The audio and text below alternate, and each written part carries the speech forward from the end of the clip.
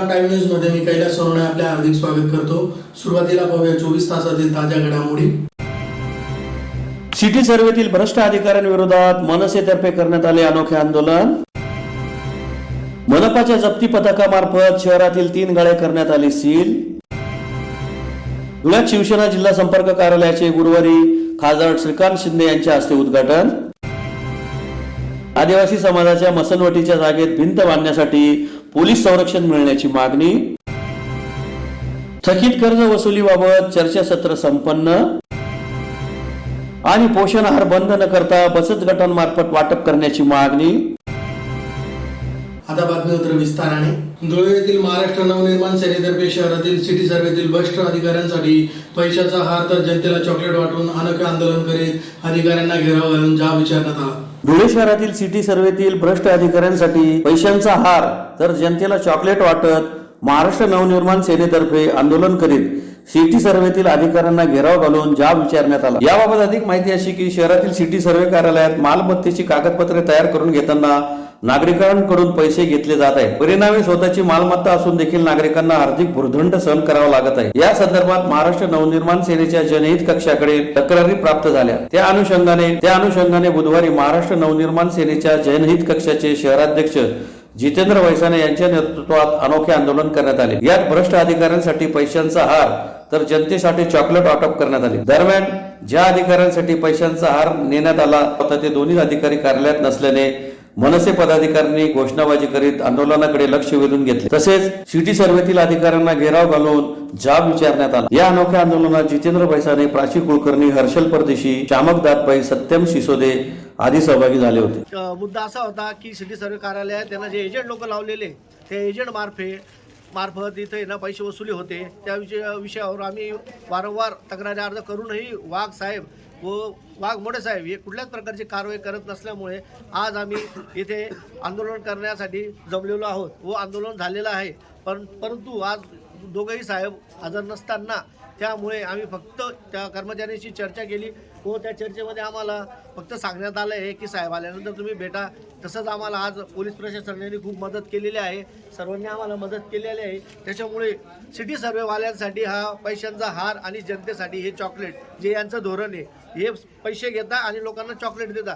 त्याच्यामुळे आज हे चॉकलेट वाटण्याचं आम्ही कार्यक्रम ठेवलेला आहे। आणि सर्वात महत्त्वाची धुळेकर जनतेला एक विनंती करतो की तुम्ही दर 6 महिन्यांनी दर 3 महिन्यांनी आपला स्वतःचा सिटी सर्वे उतारा चेक करा, कारण की धुळे शहरामध्ये व धुळे जिल्ह्यामध्ये खूप प्रमाणात हे खोटे नोंदी व खोटे नाव लावून प्रकरण हाताळत आहे व 7 उतारे चेंज करत आहे। तरी माननीय राजसाहेब ठाकरे यांच्या आदेशाने आज आम्ही हे आंदोलन केलेलं आहे व ते आंदोलन झालेलं आहे। धुळे महानगरपालिकेच्या जप्ती पथकामार्फत शहरातील गल्ली नंबर 4 व 12 पत्तर भागात कारवाई करीत 3 गाळे सील करीत एकाची नळ जोडणी खंडित करण्यात आली। धुळे महानगरपालिकेच्या जप्ती पथकामार्फत 12 पत्तर व गल्ली नंबर 4 या भागात कारवाई करीत 3 गाळे सील करीत एकाची नळ जोडणी ही खंडित करण्यात आली। धुळे शहरासह हद्दवाढ भागात अनेक मालमत्ता धारकांकडे कराची थकबाकी असल्याने महानगरपालिका आयुक्त तथा प्रशासक अमिता दगडे पाटील यांच्या आदेशाने जप्ती पथके नेमण्यात आली आहेत। त्यानुसार अतिरिक्त आयुक्त करुणा डाळे यांच्या नियंत्रणाखाली उपायुक्त शोभा वाईसकर यांच्या मार्गदर्शनात बुधवारी जप्ती पथकाने कारवाई केली। सुरुवातीला शहरातील गल्ली नंबर 4 मधील चाणक्य डेव्हलपर्सचे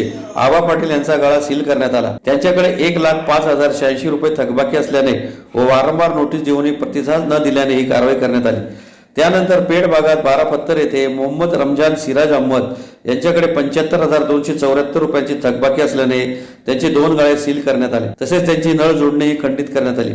सदरची कारवाई वसुली अधीक्षक शिरीष जाधव, निरीक्षक मधुकर वडनेरे, अनिल सुडके, अशोक मंगेडकर आदींनी केली। दवाडसह बऱ्याच मोठ्या प्रमाणात मालमत्ता धारकांकडे थकबाकी असल्याने महाशय आयुक्त अमिता दगडे पाटील यांच्या आदेशाने जप्ती पथक नेमण्यात आले असून अतिरिक्त आयुक्त करुणा डाळे मॅडम यांच्या नियंत्रणाखाली व तसेच उपायुक्त शोभा वाईसकर मॅडम यांच्या मार्गदर्शनाखाली आज दिनांक 21/2/2024 रोजी गल्ली नंबर 4 येथील चाणक्य डेव्हलपर्स भोपटदार आबा पाटील यांच्याकडे 1,05,086 रुपये थकबाकी असल्याने वारंवार नोटिसा देऊनही प्रतिसाद न दिल्याने त्यांचे गाळा सील करण्यात आलेला आहे। तरी धुळे शहरातील तमाम मालमत्ता धारकांना कळवण्यात येते की ज्यांच्याकडे मोठ्या प्रमाणात थकबाकी आहे त्यांनी त्वरित महानगरपालिका कार्यालयात येऊन मालमत्ता कर व पाणीपट्टी कराचा भरणा करावा व जप्तीची कठोर कारवाई टाळावी ही विनंती. सदरील कारवाईसाठी वसुली अधीक्षक शिरीष जाधव, निरीक्षक मधुकर वडनेरे,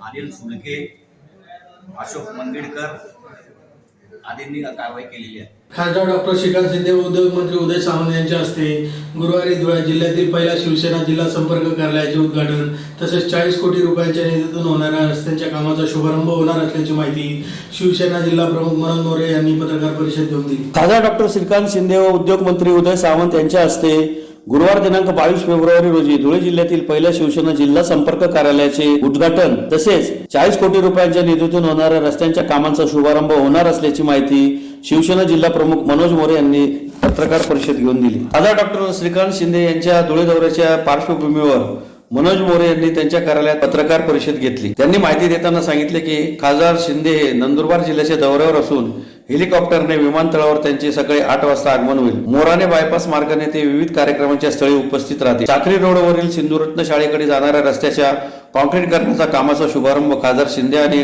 नामदार उदय सामंत यांच्या हस्ते होईल. 5 ते 10 वर्ष टिकतील असे गुणवत्तापूर्वक रस्त्यांची कामे 40 कोटीतून होणार आहे. मुख्यमंत्री एकनाथ शिंदे यांचा 60वा वाढदिवस नुकताच साजरा झाला. त्याचे औचित्य साधून यशवंत नगर, मोगलाई, नेहरू पुतळा, मोगलाई येथे शिवसेना शाखा फलकांचे उद्घाटन या मान्यवरांच्या हस्ते होईल. एकूण 60 शाखांचे शहरात उद्घाटन केले जाणार असून वेळेच्या नियोजनानुसार 3 शाखांचे उद्घाटन होईल. त्यानंतर शिवसेनेचे मंत्री, लोकप्रतिनिधी, पदाधिकारी यांच्या हस्ते दर आठवड्याला 5 ते 10 शाखा फलकांचे अनावरण केले जाईल. खासदार डॉक्टर श्रीकांत शिंदे, नामदार उदय सामंत हे साक्री रोडवरील नेहरू पुतळ्याजवळ आल्यानंतर तेथे 20 JCBच्या मदतीने त्यांच्यावर पुष्पवृष्टी करण्यात येईल. शिवसेनेच्या धुळे जिल्ह्यातील पहिले संपर्क कार्यालय संतोषी माता मंदिराजवळ स्थापन करण्यात आले आहे. या कार्यालयाचे उद्घाटन खासदार डॉक्टर श्रीकांत शिंदे आणि नामदार सावंत यांच्या हस्ते होईल. याच ठिकाणी छोटेखानी सभा देखील होणार आहे. खासदार श्रीकांत शिंदे यांचा हा दौरा शिवसैनिकांमध्ये प्रचंड उत्साह, नवचैतन्य निर्माण करणारा असून मोठ्या प्रमाणात उद्धव बाळासाहेब ठाकरे, राष्ट्रवादीसह इतर पक्षातील प्रमुख पदाधिकाऱ्यांचा शिवसेनेत प्रवेश सोहळा देखील होणार आहे, अशी माहिती मनोज मोरे यांनी दिली. या प्रसंगी शिवसेना जिल्हा प्रमुख मनोज मोरे, महानगर प्रमुख संजय वाले, समाधान सेनार आदी उपस्थित होते. उद्या गुरुवार रोजी महाराष्ट्राचे युवकांचं लाडकं नेतृत्व संसदरत्न, ज्यांना नुकताच संसदरत्न जाहीर पुरस्कार जाहीर झाला, ते युवा खासदार डॉक्टर श्रीकांत शिंदे साहेब, उद्योगमंत्री नामदार उदयजी सामंत साहेब हे धुळे जिल्हा दौऱ्यावर येत आहेत. सकाळी दुपारी 12 वाजेला धुळे शहरात त्यांचं आगमन होईल. त्यांच्या आगमनानंतर सिंधुरत्न शाळेजवळ जो काही तो रस्ता अनेक वर्षापासून विद्यार्थ्यांचं जे काही हाल होतं, ते जो रस्ता खराब झालेला आहे, अत्यंत दयनीय अवस्था झालेली आहे, त्या रस्त्याचं भूमिपूजन त्यांच्या हस्ते होणार आहे. तिकडून साक्रीवरून येताना 3 शिवसेना शाखा फलकांचं अनावरण आणि मुख्यमंत्री एकनाथ शिंदे साहेबांच्या 60व्या वाढदिवसानिमित्त धुळे महानगरामध्ये शिवसेनेच्या वतीने 60 शिवसेना शाखेचं फलक अनावरण करण्याचा मानस शिवसेनेचा आहे. त्याचं एक प्राथमिक याच्यावर 3 शाखांचं उद्घाटन नामदार उदय सामंत आणि खासदार श्रीकांत शिंदे साहेबांच्या हस्ते होणार आहे. तिकडून आल्यानंतर नेहरू पुतळ्यापासून आपल्या कार्यालयापर्यंत जो काही रस्ता आहे त्याच्यामध्ये त्यांचं भव्य स्वागत आणि मग तिथून इथे आल्यानंतर या कार्यालयाचं, शिवसेना जिल्हा कार्यालयाचं, जिल्ह्यातलं जे पहिलं कार्यालय आहे त्या कार्यालयाचं भव्य उद्घाटन खासदार श्रीकांत शिंदे साहेब आणि माननीय नामदार उदय सामंत साहेब यांच्या हस्ते होणार आहे. ते झाल्यानंतर एक छोटेखानी सभेचं आयोजन, मेळाव्याचं आयोजन आहे. त्या मेळाव्यामध्ये धुळे शहरातील विविध पक्षाचे प्रमुख पदाधिकाऱ्यांचा पक्ष प्रवेश आहे. या सर्व गोष्टी होणार आहेत. 40 कोटी. त्याच्यासोबत या व्यासपीठावरून धुळे शहरामध्ये जो काही 40 कोटीचा विविध प्रभागातील रस्ते प्रकल्प आहे, त्या रस्ते प्रकल्पाचे जवळपास 40-50 ठिकाणी कामं होणार आहेत. त्याच कामांच्या धर्तीवर एका जागेवर जाऊन ते उद्घाटन करतील आणि उरलेलं जे काही रस्ते आहेत त्यांचं उद्घाटन या शिवसेनेच्या कार्यालयाच्या उद्घाटन प्रसंगी ते करतील. योजनांचा आवाज. त्यासोबत शासकीय योजनांच्या माध्यमातून मुख्यमंत्री साहेबांनी जी काही योजना अतिशय सुटसुटीत केलेल्या आहेत सर्वसामान्य नागरिकांसाठी, मग त्याच्यामध्ये संजय गांधी निराधार योजना असेल, श्रावणबाळ योजना असेल, विधवा परित्यक्त्या महिलांसाठी योजना असेल, नवीन लेक लाडकी योजना असेल किंवा घरकुल योजना असेल, वृद्ध कलावंतांना मानधन योजना असेल, या सर्व योजनांमध्ये जे काही लाभार्थी आतापर्यंत झालेले आहेत शिवसेनेच्या माध्यमातून, ज्यांना कोणाला लाभ मिळवून दिलेला आहे, त्यापैकी प्राथमिक 2-2, 5-5 लाभार्थ्यांना शिवसेना कार्यालयाचं जे उद्घाटनाचं जे काही व्यासपीठ असेल त्या व्यासपीठावर बोलून आदरणीय श्रीकांत शिंदे साहेब आणि मान्य नामदार उदय सामंत साहेब यांच्या हस्ते नोंदणी प्रमाणपत्र आणि त्यांचं जे काही योजनेचे लाभार्थी झाले ते लाभाचं प्रमाणपत्र त्यांना इथे सुपूर्द करण्यात येते. धुळे शहरातील मैदानी शाळात आदिवासी समाजाच्या मसणवटीकरता देण्यात आलेल्या जागेस भिंत बांधण्यासाठी पोलीस संरक्षण द्यावे व SRPFच्या अधिकाऱ्यांवर कायदेशीर कारवाई करावी अशी मागणी वंचित बहुजन आघाडीतर्फे जिल्हा प्रशासनास निवेदनाद्वारे करण्यात आली. धुळे शहरातील मैदानी शिवारात आदिवासी समाजाच्या मसणवटीकरता देण्यात आलेल्या जागेस संरक्षण मिळावे तसेच SRPFच्या अधिकाऱ्यांवर कारवाई करावी अशी मागणी वंचित बहुजन आघाडीतर्फे जिल्हा प्रशासनास निवेदनाद्वारे करण्यात आली आहे. निवेदनात म्हटले आहे की धुळे शहरातील मौजे महिंदळे येथील गट नंबर 117/12/2 व 118/1/3/1 ही जागा आदिवासी समाजाच्या मसणवटीकरता सरकारतर्फे देण्यात आलेली आहे. त्यास संरक्षण मिळणे गरजेचे आहे व कुंपण भिंत बांधणे गरजेचे आहे. या मिळकतीवर SRPF अधिकारी वेळोवेळी शासनाचा धाक दाखवून ही जागा आमची असल्याचं दाखवून खोटा गुन्हा दाखल करण्याची धमकी देतात. म्हणून सदर अधिकारी यांच्यावर कायदेशीर कारवाई व्हावी व सदर जागेवर आम्हाला संरक्षण भिंत बांधण्यासाठी पोलीस संरक्षण देण्यात यावे अशी मागणी करण्यात आली आहे. यावेळी दाजी तिरसिंग पवार, महेंद्र बोरसे, मुरलीधर गायकवाड, सुखलाल पवार, प्रवीण पवार, अक्षय मोरे, शंकर खरात, पवन वाघ, देवा सोनवणे, राज साळवे, किरण गायकवाड, महेंद्र माळी आदी उपस्थित होते. नंबर 117/12/2 व गट नंबर 118 1/3/1 हे जे काही जमीन आहे ही आदिवासी समाजासाठी दफनविधी म्हणून शासनाने त्यांना दिलेली आहे.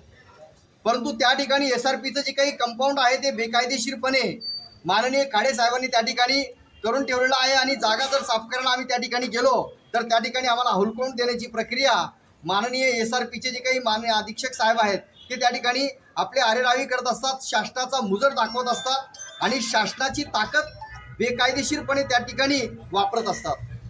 माननीय जिल्हाधिकारी साहेबांना आमचं निवेदन आहे, विनंती आहे की त्या ठिकाणी जी काही दफनविधीसाठी जागा आम्हाला जी काही दिलेली आहे आदिवासी बांधवांना त्या जागेवर आम्हाला रीतसर आमचा सातबारा असून आम्हाला त्या ठिकाणी जाऊ दिलं जात नाही. मला जिल्हाधिकाऱ्यांना एक विनंती करायची आहे की ही जी जागा आहे या जागेचा जो काही सातबारा उतारा आहे तो सातबारा उतारा सरळ सरळ शासनाने आम्हाला या ठिकाणी दिलेला आहे आणि या शासनाच्या माध्यमातूनच आम्ही त्या ठिकाणी दफननिधी त्या ठिकाणी करत असतो.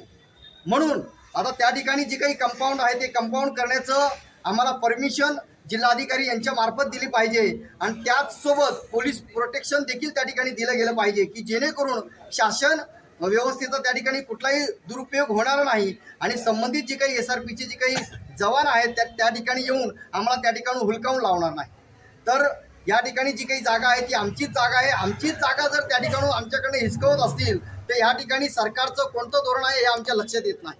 म्हणून जिल्हाधिकाऱ्यांनी याच्यामध्ये स्वतः लक्ष देऊन ती जागा आम्हाला देण्यात यावी याचा एक प्रस्ताव तयार करावा आणि त्या ठिकाणी जे काही कंपाऊंड आहे ते कंपाऊंड आम्ही 8 ते 10 दिवसामध्ये बांधणार आहोत. त्या ठिकाणी आम्हाला पोलीस प्रोटेक्शन देण्यात यावं. धन्यवाद.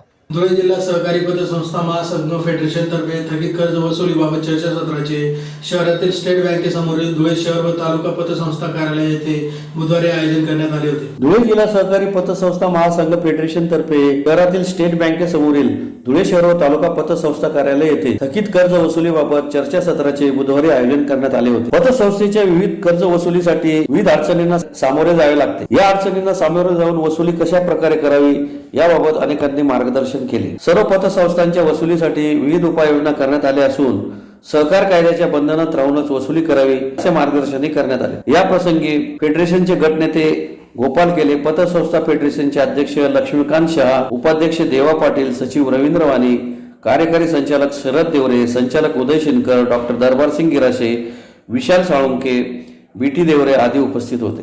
होत नाही जी खट्याळ प्रकरण असतात की जी आपण 10 वेळेस चक्कर मारून होत नाही ती प्रकरण आणून आमच्याकडे ठेवून देतात आणि सांगतात तुम्ही हे वसूल करा. आम्ही वसूल करणार कोणी जादूची कांडी नाही. तुमच्यासारखे आमच्यासारखे सर्व मनुष्यच आहेत आणि फेडरेशनच्या वसुली अधिकाऱ्याला फक्त अधिकार जास्त दिलेला आहे. त्या अधिकाराखाली तो काम करतो. परंतु ते काम करत असताना प्रशिक्षित कर्मचारी असावा या गोष्टीची आम्ही पण सहमत आहेत. जर आपल्याकडे असा चांगला कर्मचारी असेल 2 किंवा 3 कर्मचारी सुद्धा आम्ही लावण्याची परिस्थिती आहे. या ठिकाणी पहिल्याच मीटिंगला आमच्या संचालक मंडळाने निर्णय घेतला की आम्ही संचालक मंडळाने भत्ता बंद केला. भत्ता का बंद केला? की संस्थेची आर्थिक परिस्थिती नाजूक आहे, लोकांकडे असलेले सरचार्ज येत नाही, लोक बऱ्याचशा संस्था या बंद पडलेल्या आहेत, त्यामुळे ते वार्षिक वर्गणी देत नाही, शेअरची रक्कम देत नाही, फेडरेशनला कुठलाही गव्हर्नमेंटचं अनुदान नाही, तुमच्यासारख्याकडनं देणारा पैशातून या कर्मचाऱ्यांचा पगार दिला जातो आणि त्याच्यातून हे फेडरेशन चालतं. या ठिकाणी मला प्रामुख्याने सगळ्यात वाईट अवस्था अशी आहे की धुळे शहरात एवढी मोठ्या प्रमाणात पतसंस्था असताना धुळे शहरातल्या मतदार यादी जेव्हा पाहिली तर फार म्हणजे शरम वाढण्यासारखी आहे की तालुक्यापेक्षा कमी धुळे शहरातल्या पतपेढीच्या सभासदांना दिलं नाव आहे. का? की त्या लोकांनी सभासद फी भरले नाही, कोणी शेअरची रक्कम भरली नाही. यांना विचारलं तर त्या पतसंस्थेमध्ये कुलूप आहे, पतसंस्थेचं कार्यालय कुठे हे माहिती. आपल्याला सर्व मिळून सहकार हे सक्षम करायचं आहे. मी तुम्हाला या ठिकाणी माझी स्वतःची स्तुती करून सांगत नाही, सहकारामध्ये फार ताकद आहे. मी एक पतसंस्था 31 वर्षापासून चालवतो आणि एक पतसंस्था 20 वर्षापासून चालवतो. त्या पतसंस्थेच्या माध्यमातून एवढी ताकद आहे सहकारामध्ये की एक इंग्लिश मीडियम स्कूल चालवतो, एक मंदिर चालते, एक ॲम्ब्युलन्स सभासदांसाठी आहे. एवढी सहकारामध्ये ताकद आहे आणि आपण प्रामाणिकपणे प्रत्येकाने जर सहकारासाठी प्रामाणिकपणे काम केलं, जर आपला हेतू शुद्ध असेल तर संस्था बुडत नाही. आपल्या हेतूमध्ये काही असेल, आता ही जे कर्ज प्रकरण म्हणे असं झालं तसं झालं, याच्यामध्ये आपलीही काहीतरी दोष आहेत. कारण आपण त्यावेळेस आपलं हितसंबंध जोपासण्यासाठी 2 कागद कमी जास्त घेऊन त्याला कर्ज पुरवठा केला जातो. ही आपली पतसंस्थेमध्ये माझी एका पतसंस्थेचे 25 प्रकरण या फेडरेशनकडे आहे. या ठिकाणी फेडरेशनचा एक फायदा असा झाला की कर्जदार पैसे भरत नव्हता आणि फेडरेशनच्या माध्यमातून दोघं जामीनदारांच्या प्रॉपर्टीवर बोजे चढवले आणि ते दोघं बोजे चढवल्यामुळे आमचं ते प्रकरण नील झालं.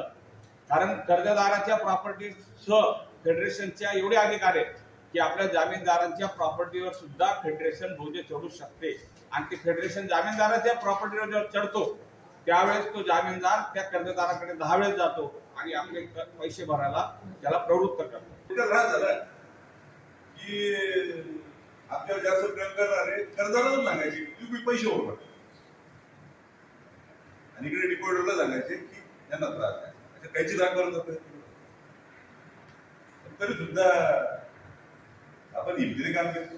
म्हणजे कर्जदार त्यांच्याकडनं लोकांना बोलून किंवा दादागिरी करून किंवा हे करून पैसे वसूल. धुळ्याचा जो अनुभव पाहिला मी की जोपर्यंत त्याला असं वाटतं की आता माझा जो आता इथं याच्याशिवाय पर्याय नाही मला, आता पैसेच भरावे लागतील तर ते पैसे भरतात. बरेच आमचे कर्जदार येतात, समजा माझं कामानिमित्त मी कर्जदाराकडे जातो, काय कर्जदाराकडे माझ्या 400-500 पैसे येतात, त्याच्यावर पोलीस स्टेशनला केसेस झाल्या, हे गोजा सडला, त्यांनी पैसे नाही भरतात. पण जेव्हा मी कलेक्टर गेलपाटे साहेब आहे मागे बसले, तेव्हा कलेक्टरची ऑर्डर आणली की आता ही तुझी प्रॉपर्टी जप्त होईल आणि निलाव होईल त्याचा. तेव्हा त्याला तो समजून सांगितलं, अरे बाबा ही प्रॉपर्टी 50 लाखाची, आमच्याकडचं 5-7 लाखाचं आहे. निलाव झाल्यानंतर निलावात जो भाग घेतो 15 लाख घेईल का 20 लाख घे आम्हाला माहित नाही, तू नुकसान नको असं समजून सांगतात. त्या माणसाने ज्याने 15 वर्ष पैसेच भरले नाही त्याने 15 दिवसाच्या पैसे होऊन टाकले. जोपर्यंत ते कलेक्टर ऑफिसची पोस्ट आपली गेलपाटे साहेबांना पूर्ण माहिती आहे, जोपर्यंत तुम्ही ते पूर्ण प्रोसेस करते ना तोपर्यंत लोक पैसे भरत नाही. कर्जदाराला जोपर्यंत वाटत नाही की आता याच्याशिवाय जर पर्याय शिल्लक राहिले नाही तोपर्यंत कर्जदार पैसे भरत नाही. असं आपल्या धुळ्यामध्ये अशी परिस्थिती आहे, नंदुरबारला अशी परिस्थिती नाही किंवा सोंगीरला तशी परिस्थिती नसेल. धुळ्यामध्ये थोडंसं वातावरण कडू आहे पण थोडं कालांतराने आता बदलून जाईल. तर सर्वांना विनंती, जर कायद्याने आपण सगळी वसुली केली ना तर ते होऊ शकतं. आणि फेडरेशन 100% सर्व संस्थांच्या मागे लक्ष्मीकांत भाईच्या मार्फत भाई चेअरमन झाल्या जबाबदारी आता पूर्ण बदल भेटला आणि भाईंचं त्या दृष्टीने पावलं उचलले. पण फेडरेशन कसं झालेलं की ज्या ज्या पतसंस्थेकडे फेडरेशनचे जे पैसे बाकी ते त्यांनी भरलं पाहिजे. तर सगळ्यांची इच्छा आहे की सगळं चांगलं पाहिजे, आपल्याला चांगले प्रशिक्षित अधिकारी आपल्याला द्यायचे, सगळंच करायचंय, त्यालाही पैसे लागतात. आणि ज्यांनी सगळ्यांनी जर पैसे आपल्याला दिले, सगळ्यांनी सहकार्य केलं तर गेल्या 2-3 वर्षात भाई तुम्हाला शब्द येतो की आज हे 2024-2026 पर्यंत परिस्थिती फार चांगली होती आणि 2028 ला आपण इथं ट्रॅक करून जाऊ. 2028 ला अशी परिस्थिती राहील की सगळ्यांचा पतसंस्थांच्या सर्व वर्गाकडे म्हणजे कर्मचारी असेल, चेअरमन असेल, व्हाईस चेअरमन असेल, त्यांच्याकडे पैसे दृष्टिकोन बदलून ग्रामीण भागातील अंगणवाडी केंद्रांना पुरवठा करण्यात येणारा पोषण आहार बंद न करता नवीन आदेश प्राप्त होईपर्यंत बचत गटांमार्फत वाटप सुरू ठेवावे या मागणीसाठी महिला बचत गटांतर्फे जिल्हाधिकारी कार्यालयासमोर निदर्शने करण्यात आली. एकात्मिक बाल विकास योजनेअंतर्गत ग्रामीण भागातील अंगणवाडी केंद्रांना पुरवठा करण्यात येणारा पोषण आहार बंद न करता नवीन आदेश प्राप्त होईपर्यंत बचत गटांमार्फतच वाटप सुरू ठेवावे या मागणीसाठी महिला बचत गटांतर्फे जिल्हाधिकारी कार्यालयासमोर निदर्शने करून निवेदन देण्यात आले आहे. निवेदनात म्हटले आहे की दिनांक 15 फेब्रुवारी 2021 रोजी प्राप्त झालेल्या पुरवठा आदेशान्वये स्वयंसहाय्यता महिला बचत गटामार्फत ग्रामीण भागातील 2104 अंगणवाडी केंद्रांपैकी 2092 अंगणवाडी केंद्रातील लाभार्थ्यांना गरम ताजा आहार पुरवठ्यासाठी 37 बचत गटांची यादी प्रसिद्ध करण्यात आली. शासन आदेश आल्यानंतर नमूद केलेल्या कालावधीपासून अटी शर्तीचे अधीन राहून गरम ताजा आहार पुरवठा करण्याचे काम बचत गटांना देण्यात आले. अंतिम निवड झालेले पात्र बचत गट यांनी सकाळचा गरम ताजा आहार पुरवठा अखंडित अर्ज निवड झालेल्या तारखेपासून 1 वर्षासाठी करायचा होता. तसेच पुरवठादारकाचे काम समाधानकारक आढळून आल्यास 1 वर्षासाठी मुदत वाढवण्यात येणार असल्याबाबतचे आदेशान्वये कळविण्यात आले होते. सदर योजनेमुळे बचत गटातील महिलांना रोजगार उपलब्ध होऊन महिला बचत गटांचे आर्थिक सक्षमीकरण झालेले दिसून आले. मागील 2 वर्षापासून बचत गटांनी निवड आदेशानंतर आहार पुरवठा करण्याचे काम अखंडित, समाधानकारक व जबाबदारीने पार पाडले. याबाबत कोणतीही तक्रार येऊ दिलेली नाही. अतिशय अल्प मानधन, वेळेवर बिले न मिळणे, रेशनचा तांदूळ गहू देखील वेळेवर न मिळणे, महागाई यामुळे बऱ्याच वेळा बचत गटातील महिलांवर आर्थिक संकटे निर्माण झालेली असताना देखील महिलांनी कर्ज काढून बालकांना आहार देण्याचे काम टाळाटाळ न करता जबाबदारीने केले आहे. काही दिवसांपूर्वी बचत गटांना असे कळाले की आहार पुरवठा आदेशाची मुदत संपली असल्याने 1 मार्च 2024 पासून शासनामार्फत कच्चा माल आणून अंगणवाडी कार्यकर्ती यांचे मार्फत आहार शिजवून बालकांना नवीन निविदा आदेश प्राप्त होईपर्यंत अंगणवाडी कार्यकर्ती मोफत आहार देण्याचे काम केले जाणार आहे. बचत गटांमार्फत दिला जाणारा पोषण आहार बंद केला जाणार आहे. बचत गटांचे पोषण आहार शिजवून वाटपाचे काम बंद झाल्यास बचत गटातील महिलांवर आर्थिक संकट निर्माण होईल. आज या योजनेमुळे महिलांना मिळालेला रोजगार जाऊन त्या बेरोजगार होतील. महिलांवर त्याचे परिवाराची देखील जबाबदारी आहे. यामुळे त्यांचे संपूर्ण परिवारावर आर्थिक संकट येणार आहे. बचत गटातील महिला आवडीने पोषण आहार शिजवून बालकांना वाटप करण्याचे काम करीत आहे. यामुळे त्यांना मानसिक समाधान देखील लाभत आहे. तरी नवीन निवड आदेश प्राप्त होईपर्यंत जे बचत गट आहार शिजवून लाभार्थ्यांना वाटप करण्याचे काम करीत आहेत त्यांनाच पोषण आहार वाटपाची पुनश्च जबाबदारी नियुक्ती देण्यात यावी. यासाठी आवश्यक लेखी हमी अथवा करारनामा करून देण्यास बचत गटांची संमती आहे असे निवेदनात म्हटले आहे. यावेळी मंदाकिनी पाटील, सुनीता पाटील, जिजाबाई माळी, लताबाई मोरे, सुनीता माळी, रत्नाबाई मोरे, बकुबाई पाटील, मीनाबाई पाटील, प्रमिला पवार, सुनीता लोंढे, अर्चना सत्तेजा, पूनम पवार, गुंताबाई थोरात, प्रमिला वाघ, उषाबाई वाघ, अलकाबाई बागुल, शोभाबाई बागुल, विमलबाई बागुल, चंद्रप्रभा पाकळे, सरुबाई माळे आदी उपस्थित होते. निमडाळे आम्ही सावित्रीबाई फुले संघटनेच्या मार्फत आज या ठिकाणी पूर्ण धुळे जिल्ह्यातले जे बचत गट पोषण आहार करतायत शिजवून ताजा गव्हर्नमेंटने ज्या नियमाप्रमाणे दिलेल्या त्या पद्धतीने आम्ही जवळजवळ 2 वर्षापासून ताजा गरम आहार अंगणवाडी मुलांना पुरवण्याचे काम आमचे बचत गट आणि ज्या संघांना दिलेले ते संघ करतायत. पण शासनाच्या धोरणानुसार आता नवीन नेम त्यांनी बदलण्याचा निर्णय घेतलेला आहे. आम्हाला अंगणवाडी कार्यकर्तीकडनं माहिती पुरवण्यात आली व डेप्युटी सीओकडनं की 1 मार्चला तुमचा खाऊ बंद करून आम्ही कच्चा खाऊ गव्हर्नमेंटकडनं मागून आणि आमच्या मदतनीस 60 पैशाप्रमाणे शिजवून देतील अशा पद्धतीने त्यांनी आम्हाला सांगितलेले.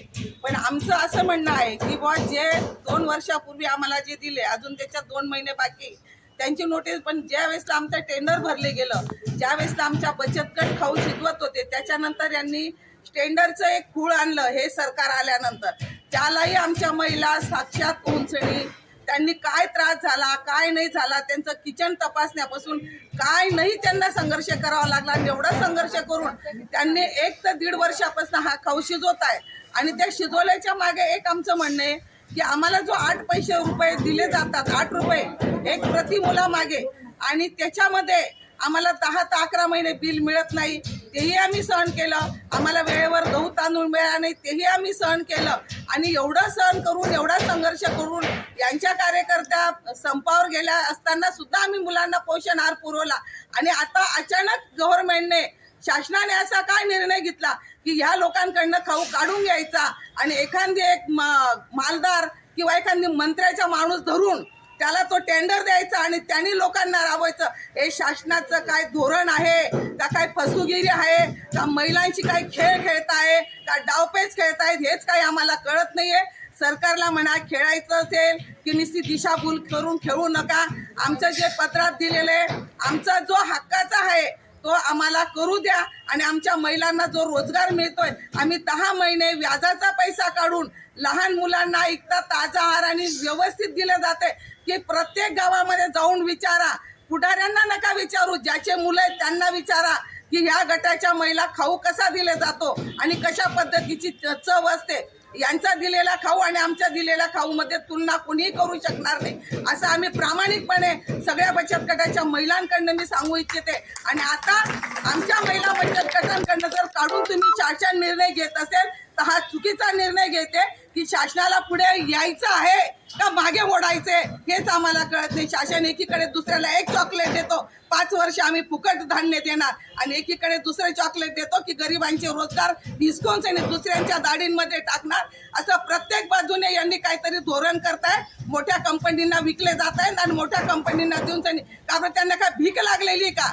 ज्यांना कोणी जे यांच्या पुढाऱ्यांचे लोक आहेत जे मंत्र्यांचे लोक आहेत त्यांना भिका लागलेल्या आहेत का? या गोरगरीब महिलांच्या बचत गटांचे कामं हिसकून त्यांना टेंडर देतात. लाज वाटायला पाहिजे त्यांना थोडीशी की या महिलांचे कामं घेऊन त्यांनी हे कामं घेत आहेत. तर माझी एकच विनंती सरकारला, जर तुम्हाला पुढच्या 5 वर्षाला यायचं असेल या सगळ्या महिलांकडनं माझी कळकळीची विनंती राहील.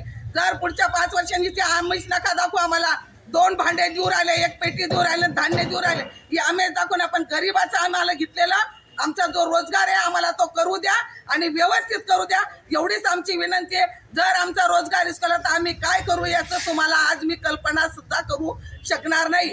जेव्हा स्त्री शक्ती जागृत होते तेव्हा ती काही निर्णय घेऊ शकते याची कल्पना तुम्ही घ्यावी. एवढ्या निवेदनाच्या द्वारे मी तुम्हाला विनंती करते आहे. जर आमच्या विनंतीला मान्य दिला तर आम्ही काय करू हे आम्ही सांगू शकणार नाही. सगळ्या महिलांकडनं आम्ही एक आश्वासन देतो, जर आमचा खाऊ गेला तर तुमची खुर्ची खाली करायलाही आम्ही कमी करणार नाही. पुन्हा एक नजर ठळक घडामोडींवर. सिटी सर्वेतील भ्रष्ट अधिकाऱ्यांविरोधात मनसेतर्फे करण्यात आले अनोखे आंदोलन. मनपाच्या जप्ती पथकामार्फत शहरातील 3 गाळे करण्यात आले सील. धुळ्यात शिवसेना जिल्हा संपर्क कार्यालयाचे गुरुवारी खासदार श्रीकांत शिंदे यांच्या हस्ते उद्घाटन. आदिवासी समाजाच्या मसनवटीच्या जागेत भिंत बांधण्यासाठी पोलीस संरक्षण मिळण्याची मागणी. थकीत कर्ज वसुलीबाबत चर्चासत्र संपन्न आणि पोषण आहार बंद न करता बचत गटांमार्फत वाटप करण्याची मागणी. याचबरोबर श्रीराम टाइम न्यूजचे बातमीपत्र संपले.